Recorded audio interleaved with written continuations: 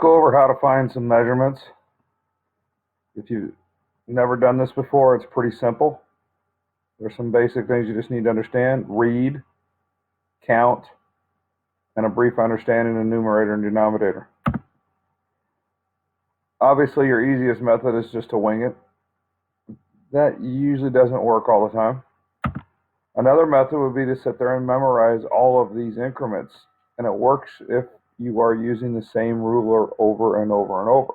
However, with repetition, some of these will become recognizable, so you'll kind of do a little bit of this without even knowing it.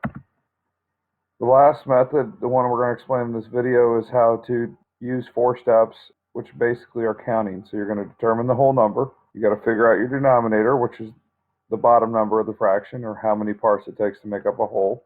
You got to then count your numerator, so starting from the whole number, count over to the end of the line, and if necessary, reduce. You'll have your fraction or your measurements. Let's do a few examples, go through them step by step. Reminder that the numerator is your top number, how many parts do you have, and the denominator is the bottom number, how many pieces do you make up a whole. For example, if we were getting a pizza with 8 slices, our denominator would be 8, and if someone had eaten 2, there'd be 6 left. That'd be our numerator, 6/8. So brief reminder of what numerators and denominators are. Don't panic. We're only going to use 4, possibly 5 denominators in our class. So if you get any more than these, you need to reevaluate what you did. We're going to use halves, quarters, eighths, sixteenths, and in the advanced levels, sometimes 30-seconds. What do you notice about all of the denominators? They are divisible by 2, and each time the number doubles. If you look at the ruler example up top, what do you notice about all the numerators? They are odd. 1/4 actually equals 4/16, for example, but it reduces to 1/4. So you want to have, in your final answer, you want to have an odd numerator and an even denominator of those 4 choices only, or 5 if you're using 30 seconds. Here's our first example. We're going to go through this one step by step.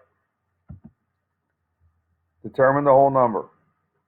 Starting at the end of the ruler, we have not reached 1, so technically our whole number is 0.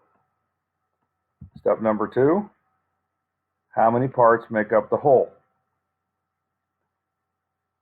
So counting to make sure, some rulers will tell you, this one doesn't, so we'll have to count 1, 2, 3, 4, 5, 6, 7, 8, 9, 10, 11, 12, 13, 14, 15, 16. So 16 parts make up 1 whole inch on this particular ruler. There's our denominator. Step 3, determine the numerator. So starting back at the whole number, in this case it was 0. 1, 2, 3, 4, 5, 6, 7, 8, 9, 10, 11. There's our numerator. So our fraction is 11/16. There's one final step. Reduce if necessary, but since we have an odd number on the top and our denominator is one of the 4 that we listed, we are complete. Let's try it again. Determine the whole number. Follow the red line. We passed 1. We haven't made it to 2, so our whole number is 1. Our denominator, since we're using the same ruler, it's still 16.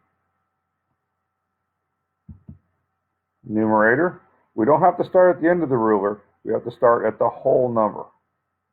1, 2, 3, 4, 5, 6, 7.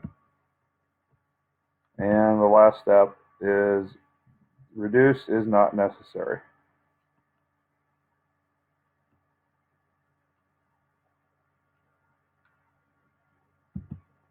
Try this one on your own.